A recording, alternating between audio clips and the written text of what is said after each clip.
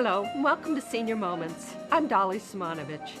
More and more, people have been using natural sweeteners like agave syrup, rice syrup, and stevia.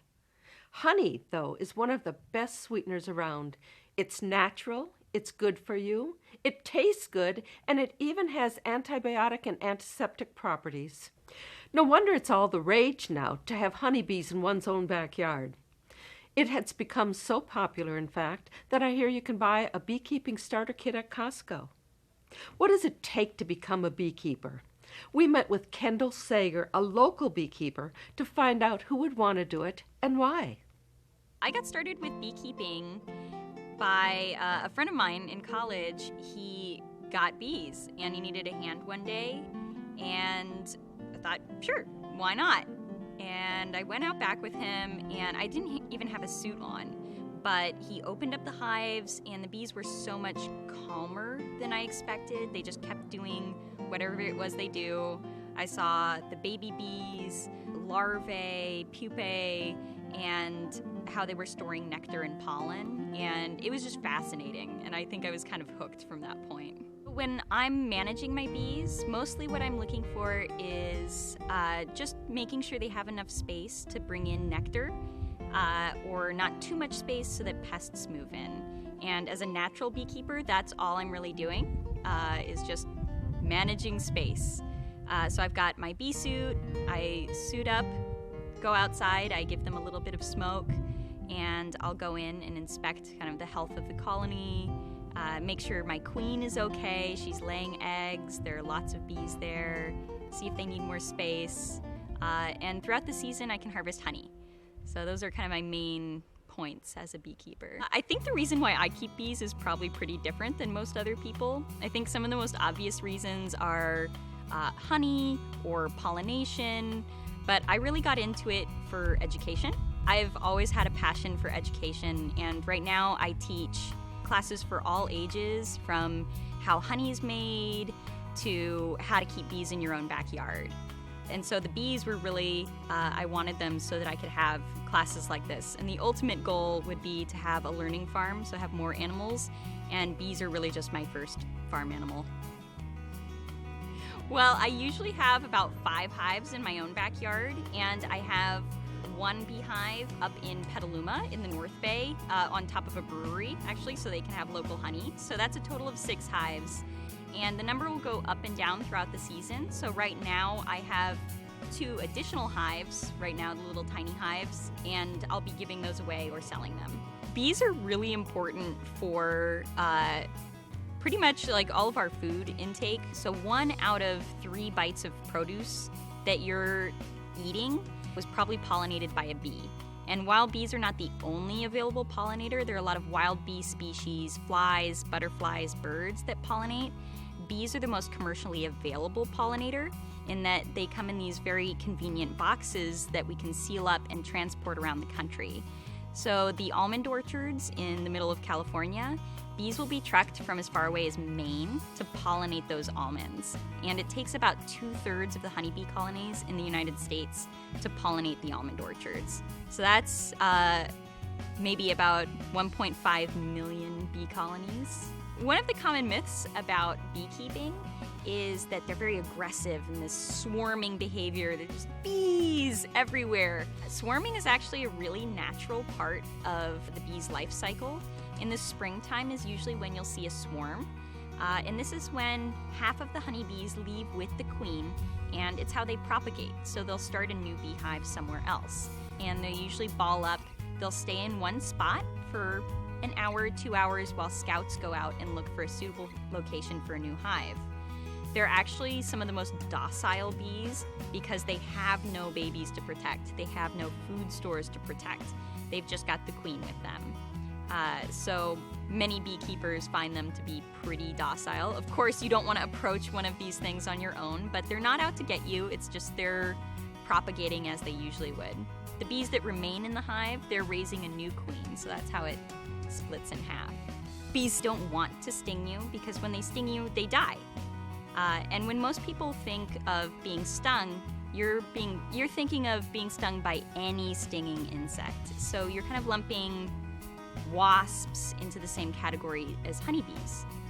So honeybees are going back and forth and collecting nectar and pollen from flowers, and they're storing that or making it into honey. Wasps, they're carnivorous, and they'll go and eat honeybees. So you'll see wasps sometimes in the front of beehives picking off dead or weak bees. And they're the ones that you typically see at your picnic if they're hanging around your hamburgers.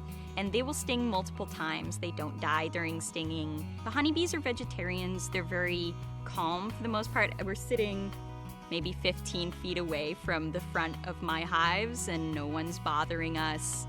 They really just go back and forth to collect pollen and nectar, and they're just going back to their hive. So when you typically get stung, it's because maybe you've stepped on a bee and they don't like being stepped on, or you've kind of squished them, or if you start swatting at them, they become alarmed and they'll sting.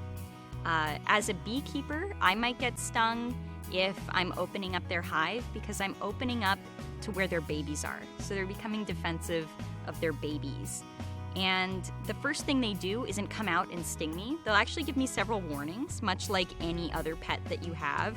If your cat has its ears back and is hissing at you, I'm not gonna go and pet it. Same thing with the bees. The first thing they typically do is they'll bounce off of my veil. So I have a veil for beekeeping, and they'll tap me near my face, which they can tell where my face is because I'm breathing. And this is to say that I'm in their territory and they'd prefer not to sting me, they'd like me to leave. And typically when they start doing that, because I'm a smaller scale beekeeper, I typically close them up and walk away, and I avoid stings. The next thing they do is, if I haven't left, they'll go back, alert the entire colony, and you can actually hear the volume rise in the hive. So there's this nice, calm, happy buzz right now, so it'll go from zzz to zzz, and then everyone's on alert. And the next step from that is stings. So they've given me a lot of warnings, a lot of leeway to get out of their way, and the last step is they're really trying to protect their hive and their babies, so they'll sting me. So some of the natural enemies for bees that we might think of, there are wasps, which usually in the fall time there's a very high wasp population and they eat bees. Birds, I have a blue jay that kind of sits on the bench here and just watches the bees go back and forth until he sees an especially fat one to pick off. Some of the other backyard animals that I deal with, I've got my bees up on a stand about 18 inches above the ground, because under my deck live skunks. And skunks can eat an entire beehive in just a few nights. So they'll sit at the front of the hive and scratch, and the bees will come out to defend, and the skunk is basically just sitting at the entrance going and just eating the entire hive. So they love to eat insects. So putting them up on the stand saves them from the skunks. I also have some pretty heavy covers on top of my hives in case raccoons want to get in there, because sometimes, especially if the hive is a little more empty, the honey is a little less guarded. Raccoons love that. And a lot of people, I think you think of a honey bear, like Pooh Bear going into the hive. Bears are a natural enemy, but not so in California. We don't live in bear country right here, but if you were out in Montana, you would definitely need fencing around your bees to protect them from bears. Some of the smaller pests that you might not think about, which is actually one of the major contributors to honeybee decline, is the varroa mite. So these mites are very, very tiny, and they'll breed in the same little cells as the bees, and they're really a vector for diseases. So rather than the mite preying on the bees, they carry all of these diseases that slowly kill off the bees. Colony collapse disorder is when the bees just disappear. So it doesn't look like anything in particular killed them. There aren't a bunch of dead bodies. It's almost like they get lost. So you'll see a hive that only has a few worker bees left and the queen. So it's very desolate, definitely not enough bees to make it through the winter or live for any sustained amount of time. So I haven't seen that a whole lot in rural areas, but major commercial beekeepers are seeing this in large numbers, and we're seeing this throughout the world. So this has been happening in Europe for quite a long time, and it's been happening here for quite a long time. And there's no consensus on what might be causing this, because there may be very many contributors to this. So some of the contributors might be systemic pesticides, which are expressed in pollen and nectar, and the bees will eat that, bring it back to their hive, might be weakening their immune system. The variety of forage that they're exposed to. There are some studies where if there's a large variety of plants for bees to feed on, they're typically a lot healthier than bees who only feed on one type of food. So those bees that are being trucked around and only get kind of this pesticide-soaked agriculture, they might not be as healthy as a bee in a suburban environment that has tons to feed on. Trucking the bees around also might not be very good for them because they're not used to any one climate or environment. So I think as hobbyist beekeepers, you have bees that are breeding with local honeybees that are living wildly, that they're living in your backyard. You have maybe a better genetic stock than these beekeepers who have thousands and thousands of the same type of genetic stock or the same strain of bees. So if one virus comes along, wipes out a lot of commercial bees at once. So there's really a lot of reasons why bees might be hurting right now. There are over 20,000 different types of bees known to us around the world. Just in the Bay Area alone, I think there are at least 20 different species of bee. Bees actually live on every single continent except Antarctica. So bees can live in pretty much any climate, so they can hibernate through snowy climates. Here in the Bay Area, we have one of the best climates for honey production because we have things blooming year-round. I've got some rosemary hedges out front, and I see honeybees on that in December and January, when in other colder climates, they might actually be hibernating.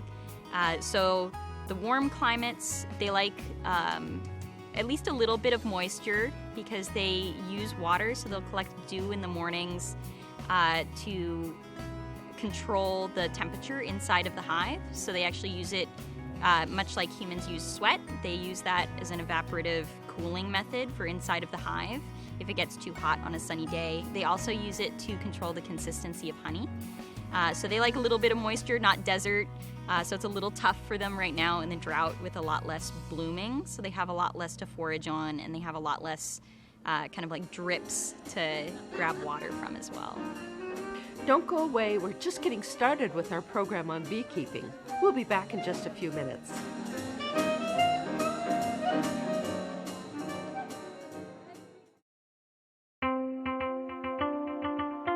Severe weather can destroy a home in seconds. There's no time to think, only time to act. Have a kit so you're ready for any emergency. Develop a plan for what you and your family will do before disaster strikes, and stay informed during severe weather any way you can. It can be the difference between losing your possessions and losing your life. Just ask the owners of this house. Visit ready.gov for ways to prepare your family for emergencies.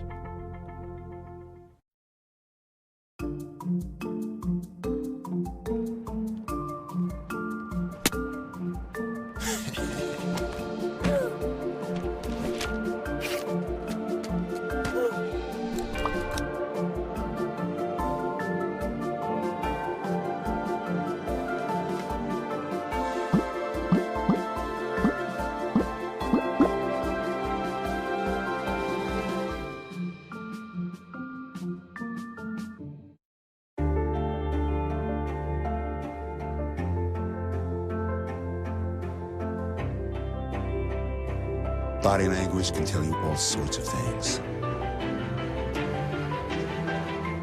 Like someone is having a stroke.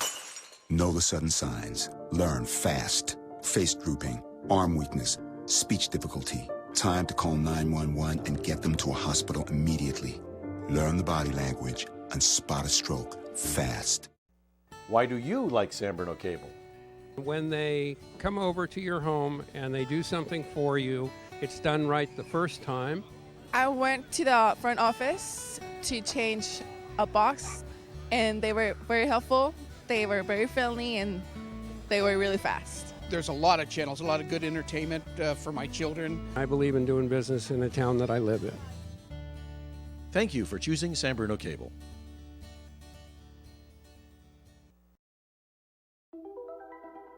Todd's a great guy. I mean, look at him. What a sweetheart. Attaboy. Wait, Todd, what are you doing? How totally selfish and un-Todd-like of you. Come on, Todd. Come on, man.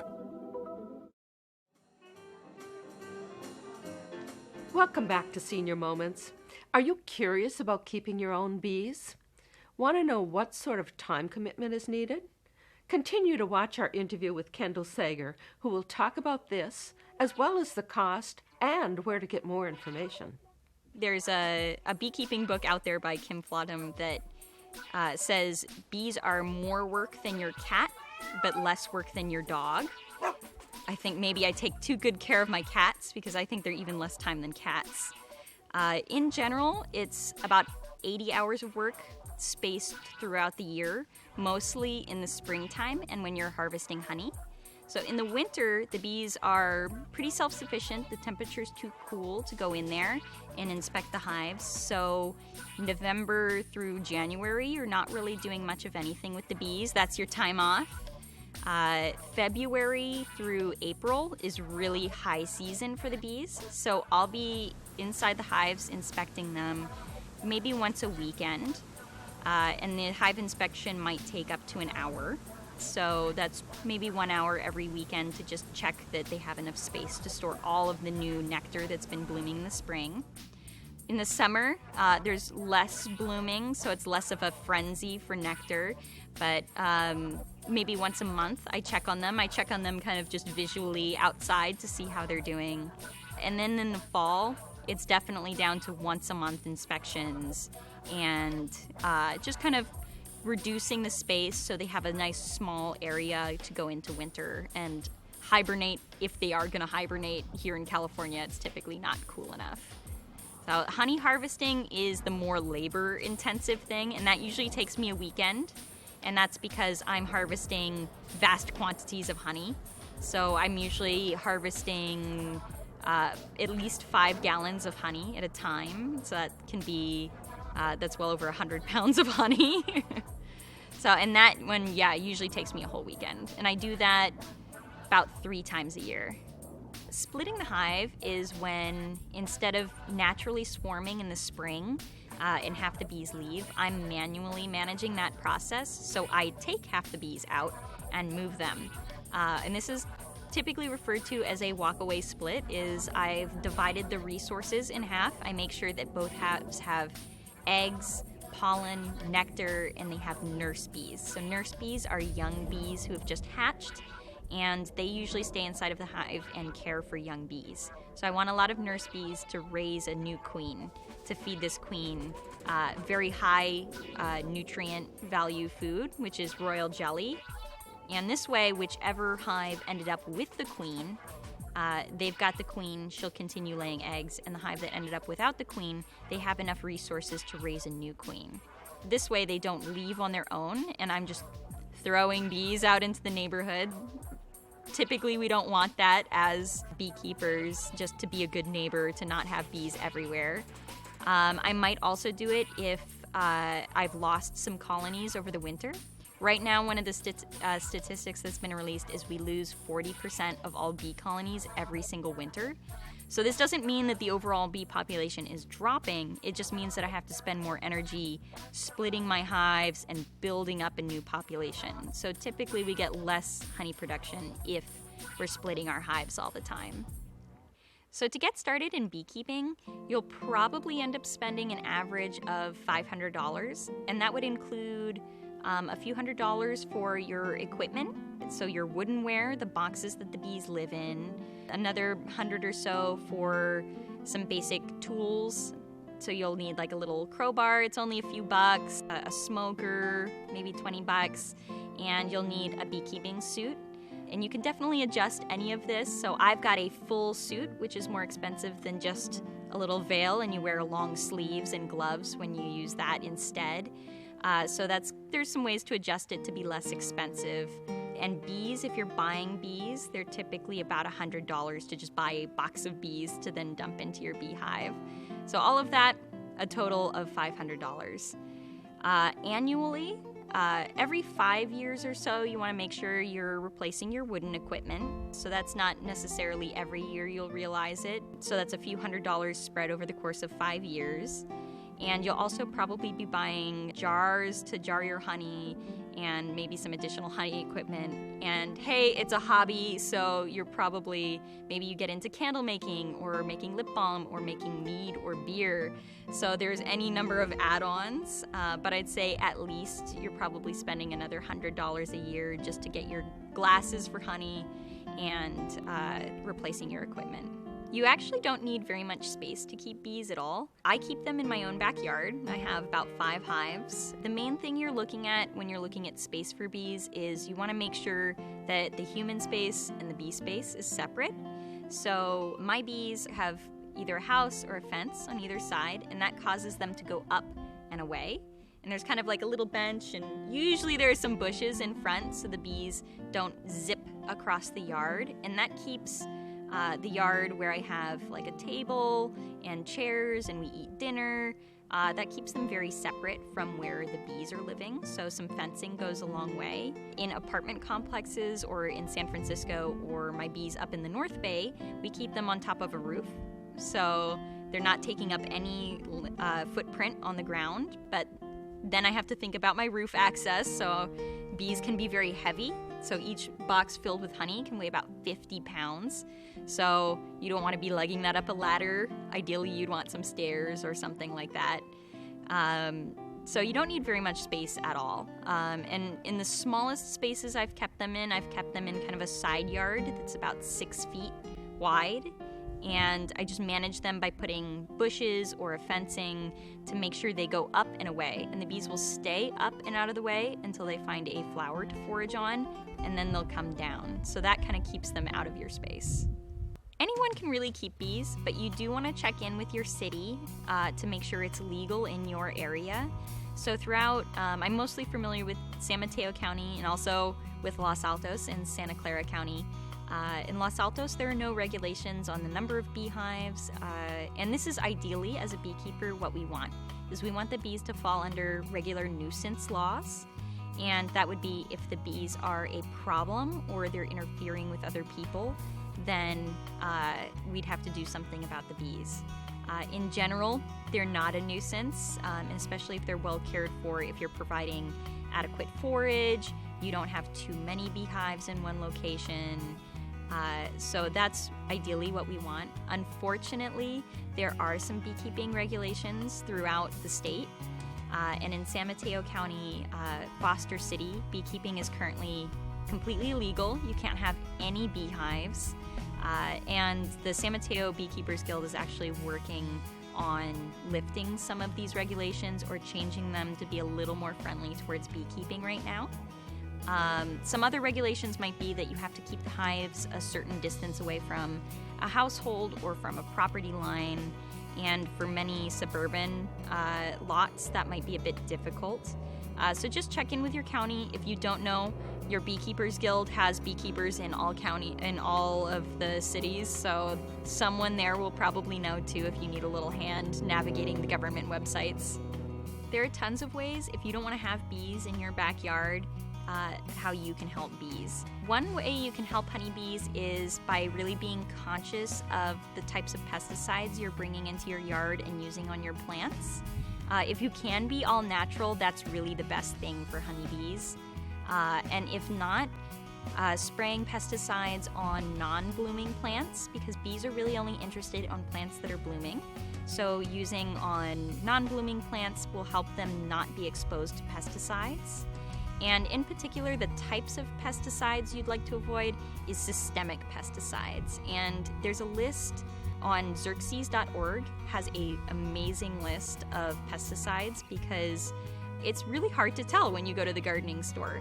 You'll see all-in-one rose care, and this contains systemic pesticides. So it's actually absorbed by the plant material and expressed in the leaves so that aphids and things don't eat your roses. But it's also expressed in nectar and pollen. So you're exposing bees to a very low level of pesticides throughout the year. And this might be weakening their immune systems and making them more susceptible to viruses that are being carried by mites. So this is one of the suspected causes of colony collapse. Though there's no consensus, systemic pesticides might be playing a role in that. You can plant for pollinators. So there's a lot of pollinator-friendly forage. You can find them at local nurseries. Many of them actually right now are putting labels that these are friendly for honeybees or pollinator-friendly, so they're good for wild bees, native bees, or hummingbirds. There are tons of lists online that you can find. Just to name a few, lavender is a great drought-tolerant, beautiful smelling, gorgeous plant, blooms very often. Bees love it. Rosemary, even trees, like I think there's a lot of native eucalyptus that the bees are into all of the time. And that's just to name a few flowers. And when you are laying out your garden, bees typically like to forage in patterns. So if you can plant in clusters, that really helps the bees out, and that'll make it more appealing to the bees, because a bee will go out and visit anywhere from 150 to 1,500 flowers on one outing to collect nectar, and she'll only collect nectar from one type of flower. So if she sees a big patch of lavender, she's more likely to go there because she knows she can fill up her nectar stomach and go home. And then she'll send more bees over there. Bees actually really love a lot of plants that we might not love quite as much. So if you see dandelions in your lawn, bees love dandelions. They love to forage on things like that, and very many weeds actually. So if you're using herbicides like Roundup, this could have a big effect on the bees. You want to do it before these plants bloom so that the bees are not interested in the plant. But even herbicides, even though it's not an insecticide, it can harm the bees. If you don't have planting space, or you can only plant a few plants, every little bit helps. And if you can't plant more things, or you've already planted, providing water is also very helpful. You want to make sure that you're not raising mosquitoes as well, so you want to change out your water often, or have moving water, like with a fountain. And if you're providing water for bees, I like to leave bee rafts in the water, so something like corks, sticks, little planks that they can stand on while they're drinking water, and then they'll bring that back to the hive. And especially in a drought like this, providing water is really great for the bees. There are bees in everybody's neighborhood, whether you know it or not. Especially in suburban areas up and down the peninsula like this, there is so much blooming that bees are pretty much everywhere, both native bees and honeybees. There are a lot of wild honeybee colonies all up and down the peninsula, in trees, in turned over pots, barrels, anything that's a good cavity. So unfortunately, maybe some houses in your roof. But there are bees all over the place. Some places where it's harder to have natural bees is actually in agricultural lands, because we have enormous monocultures. So we have acres and acres and acres of one type of plant. And while that's great while that plant is blooming for a few weeks, but when it stops blooming, there's nothing else to feed on. So this is really hard for any native bees or anything other than a commercial pollinator. So a commercial pollinator with European honeybees coming in, placing the bees, and then removing the bees when they're done. So you might not find bees in large agricultural zones right now, unless there is a variety of forage. So if there's multiple different crops within a half mile of each other, because bees will only forage up to 5 miles, and that's really on the high end. They'd really like to stay within a quarter mile of their hive. I'm learning so much about beekeeping. If you want to learn more, stay tuned.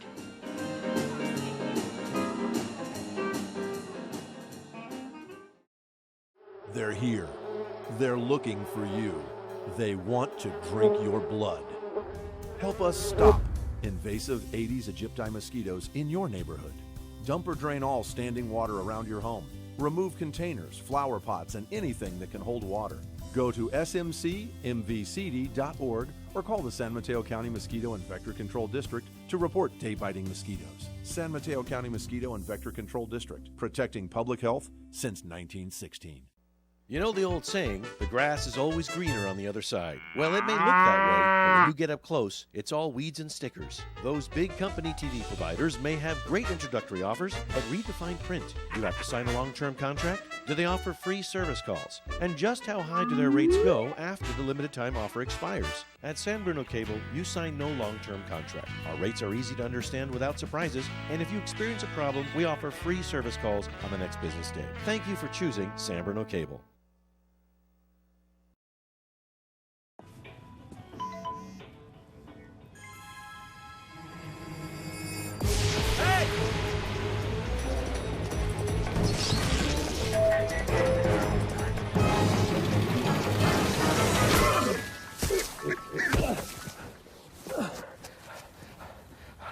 So, same time next week? Well, of course. Put away a few bucks, feel like $1 million. For free tips to help you save, go to Feed the Pig. Alvin and the Chipmunks want to remind you, bacteria can hide in food and make you ill. Wow. But you can keep bacteria from ruining your day with 4 simple steps. Clean. I'm waiting for the ring cycle. Separate. Cook. Fire in the hole! And chill. We chipmunks are notoriously tidy. Check your steps. The road trip to food safety starts at foodsafety.gov.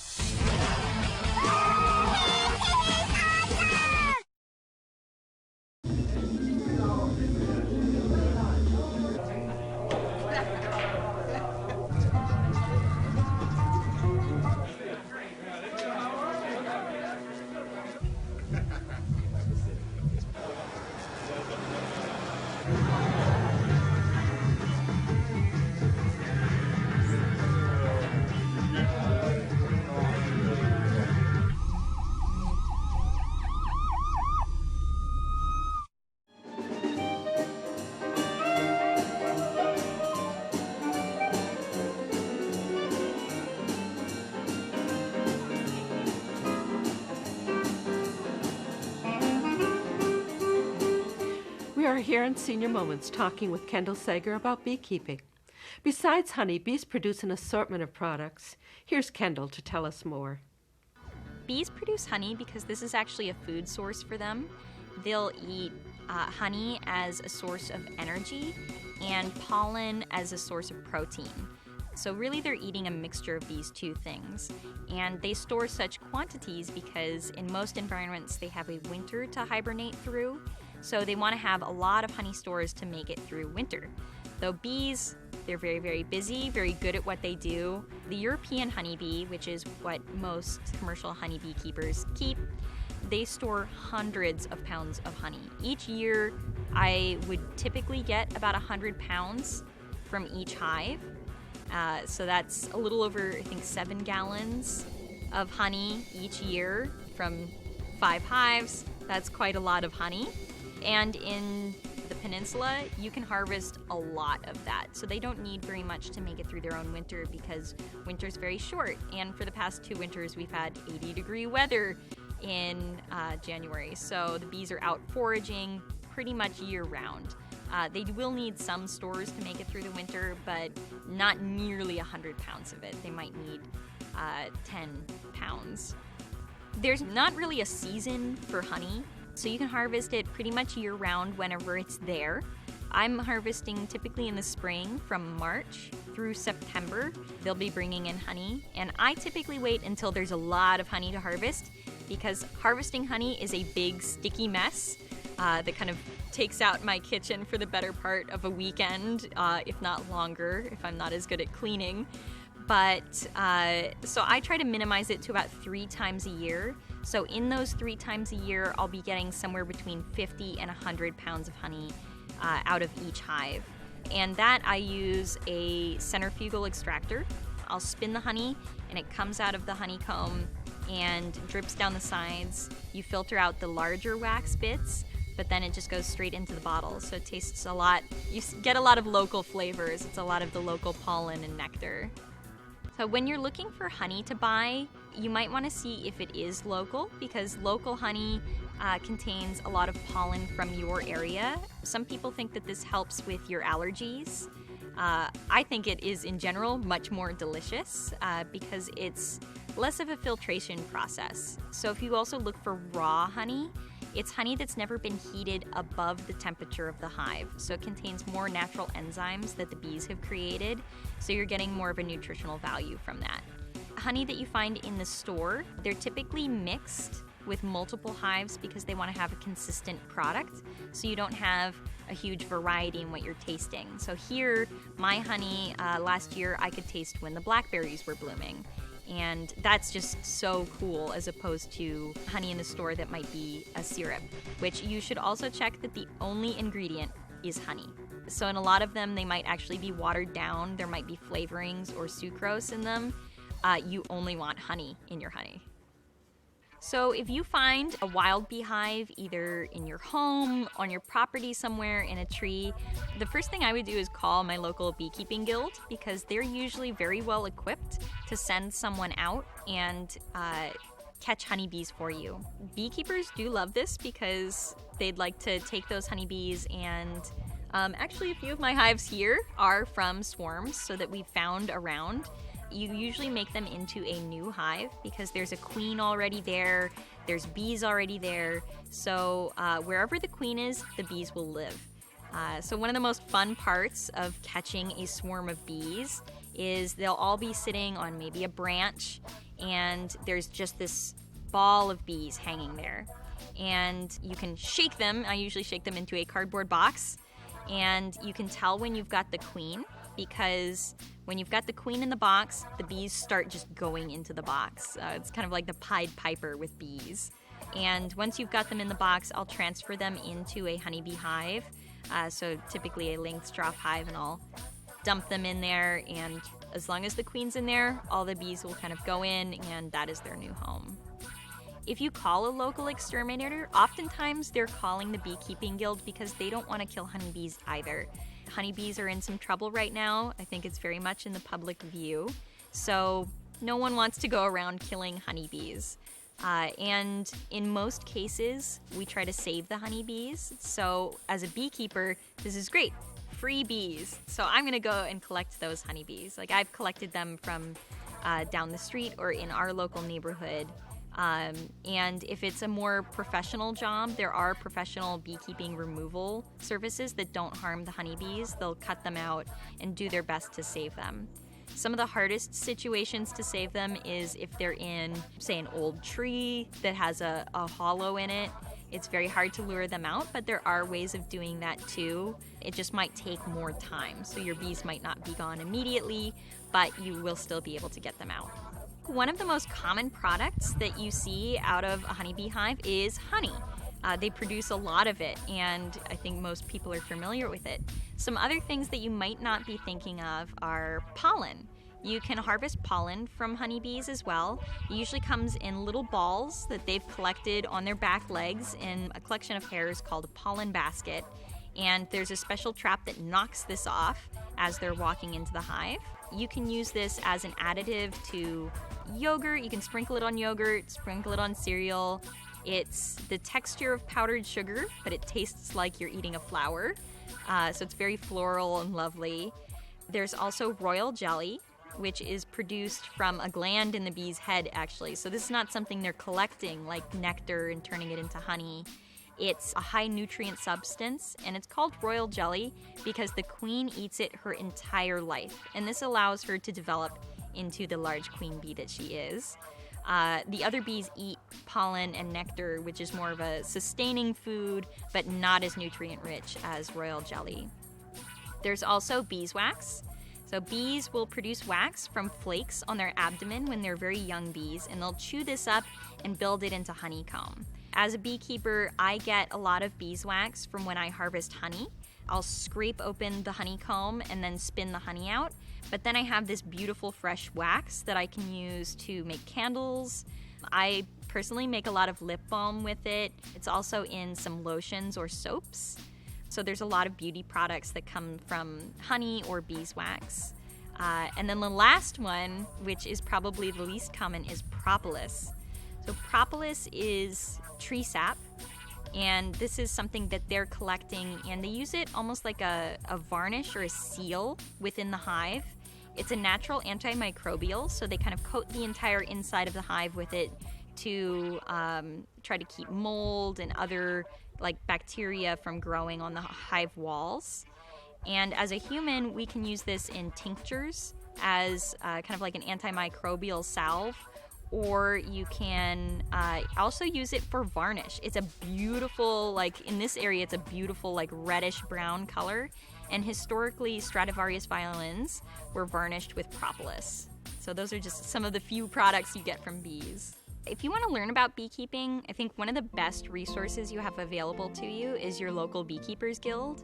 If you just Google the name of your county and beekeeping, you'll probably come up with your beekeeping association. So you can kind of go to any of these clubs. They usually have monthly meetings. They have speakers, so experts in the field who will come and talk.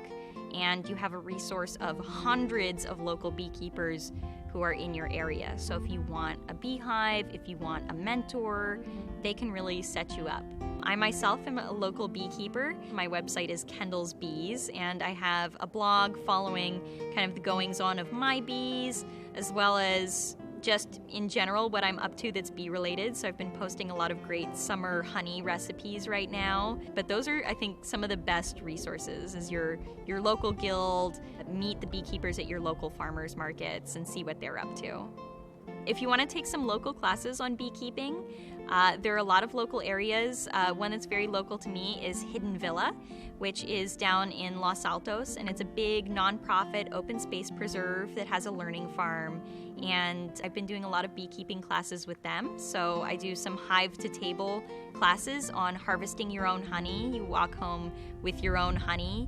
I also do a lot of children's classes that's called All About Bees, and we'll get to touch stuff from inside the hive, honeycomb, taste honey, and learn what the bees are doing throughout the year. So we have classes for all ages. It's a great place that's local to learn more about honeybees.